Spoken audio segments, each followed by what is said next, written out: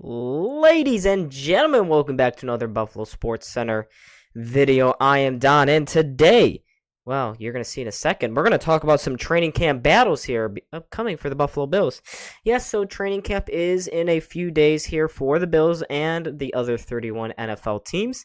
Like the other NFL teams, the Bills have plenty of roster decisions to make at some key backup positions. Now, for other teams, they're going to have to be deciding who's their starter.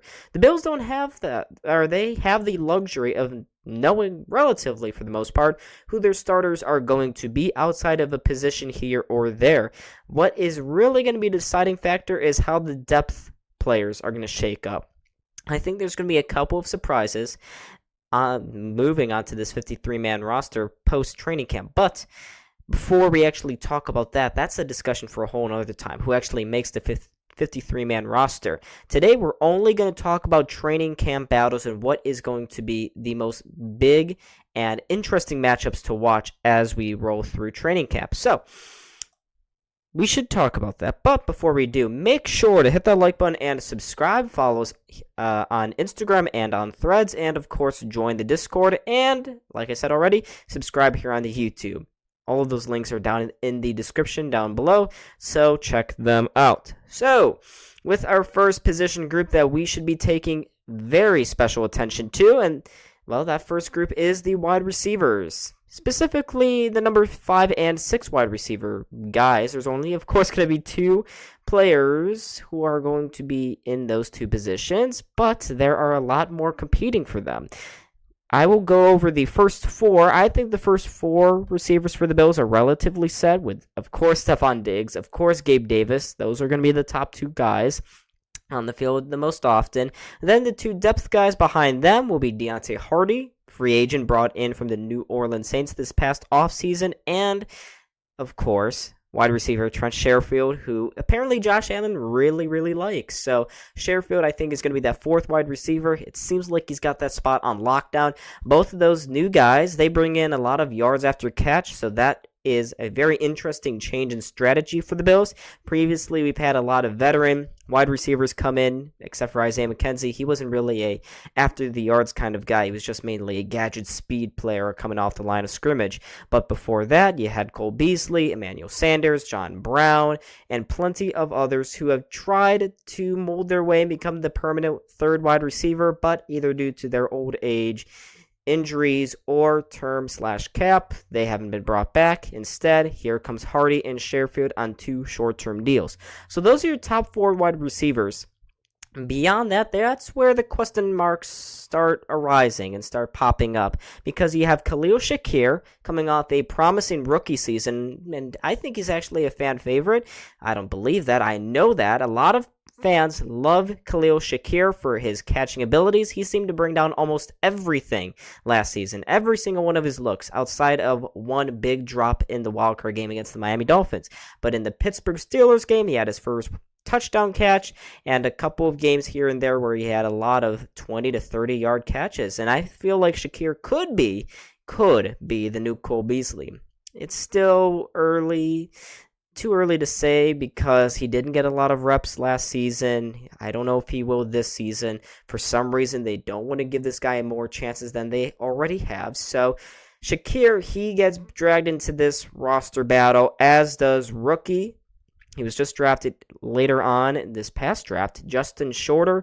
He's a big downfield threat. Could be a long-term, maybe replacement for Gabe Davis. He plays a lot like Gabe Davis in that he has vertical speed. In fact, he has better speed probably than Davis getting down the field.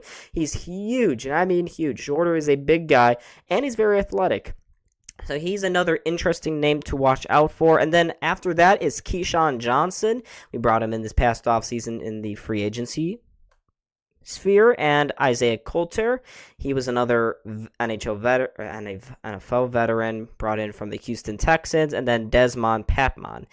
So those are a couple guys, Shakir, Shorter, Johnson, Coulter, and Patman, that I think will be dragged into this battle for the final 2 spots here at wide receiver. Let's keep on going now, folks, all the way to the offensive guard, where I think this is going to be the most dogfight of battles during training camp, because there are a lot of spots open in the trenches. The Bills made plenty of moves to try to improve a very lackluster and shaky offensive line. We all remember that divisional round game where the Bills got just destroyed by the Bengals, and very rightly so. A lot of the problems there arose from the offensive line just getting dominated, and the defensive line also got dominated. Both trenches got dominated, and the Bills made plenty of moves to try to improve both this past offseason. But for now, I'm going to talk only about the offensive line and that how the right guard position is very intriguing. Right guard is very intriguing.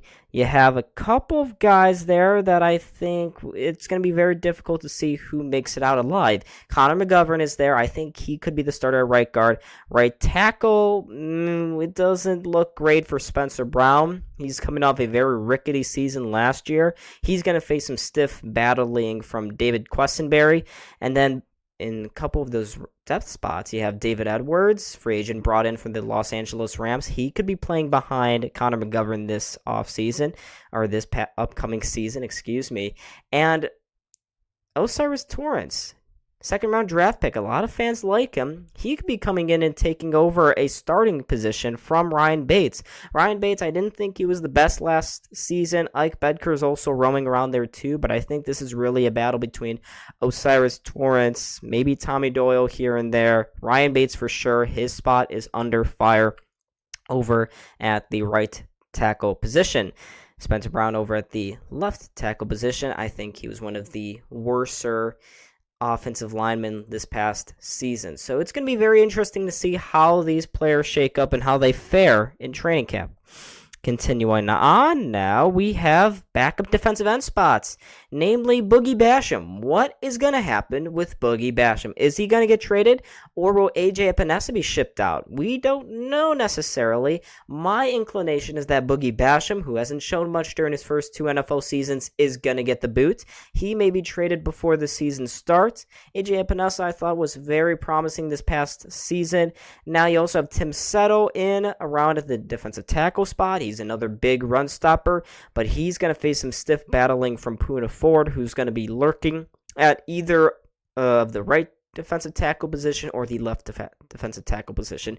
We shall see with him. And then, of course, the Bills brought in Leonard Floyd to play and maybe be a replacement for Von Miller, who we don't know necessarily when Von Miller is coming back just yet, but we do know that Leonard Floyd will be on the team, so it could be at the right defensive end position. Von Miller, Leonard Floyd, and maybe Shaq Lawson. We shall see. And Jordan Phillips, don't forget about him too. He got in a fight with Josh Allen last training camp. Does he make it too? Hopefully not, of course. But he will also be battling for a roster spot here. Kingsley Jonathan, undrafted guy, came over from the Chicago Bears, got a couple reps later on this past season. I remember against the Bears, actually, that Kingsley Jonathan was pretty good in that game. He is also, his roster spot is under fire. So a lot of interesting names to look at here. To recap a little bit, you got Boogie Basham, AJ Epinesa, Shaq Lawson, and Kingsley Jonathan, Poona Ford, Jordan Phillips. Yeah, it's going to be a real dogfight in both trenches this training camp. Let's keep on moving, folks. Let's go to the backup cornerback positions. And this is where I think the most intrigue comes in at training camp, because you have Tre'Davious White, hopefully fully healthy now after coming back in the middle of this past season. He didn't look the greatest, but now he's got a full offseason to really settle in, get used to the systems, the new systems actually, because Leslie Frazier is gone. Tre'Davious White will get a full offseason to work on his technique and to get back to full health and not be rushed back like he was. But behind him, at this cornerback 2 position, it's a real dogfight, because you got Christian Benford, late round draft pick, who showed some promise this past season. You have Dane Jackson, who a lot of fans, they don't like him for some reason. I don't have the highest opinion of him. I think he's, like Levi Wallace, very underappreciated. He's a good tackler, not great in coverage, though. Not great at turning his head back around. Then you have first-round draft pick from last year's draft, Kaiir Elam. And he, I thought, looked pretty good, especially in that wildcard game against the Miami Dolphins. Had a pick, had a couple of huge breakups as well. So Elam could be maybe that cornerback 2 position. But of course, Benford, Jackson, maybe Cameron Dantzler, late round draft pick from this previous draft. So you have all these names battling out for a starting position and 2 backup positions. So we shall see how that turns out. And then finally, I think we got a couple more. We got the linebacking position. And I feel like this is where a lot of Bills fans will be paying attention to the most, although I don't know as if this one has as many question marks as some of the other positions. And let me explain why. I think that the Bills are not going to want to trot out rookie Dorian Williams just this soon because the 3rd round pick, he's very raw. He is built a lot like Tremaine Edmunds. They do play alike. They played alike in college, very physically imposing, leaders on the field. That's, of course, what you really do need when you're playing the middle linebacking position because you're basically the quarterback of the defense.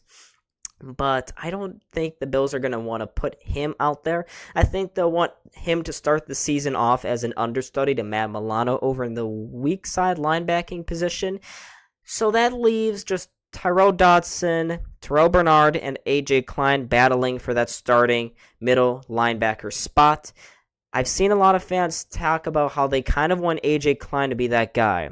And I know we've seen Terrell Bernard, and he did not look great, especially after Edmonds went down injured last year in that loss to the New York Jets. Bernard did not look good, but he has a little more experience, and I would really tip my hat in his direction for that starting spot. Terrell Dodson, he's been in the system as well with the Bills, so it will be also pretty interesting to see how he fares. But I think Bernard and Dodson are really the 2-man race for that starting MLB spot.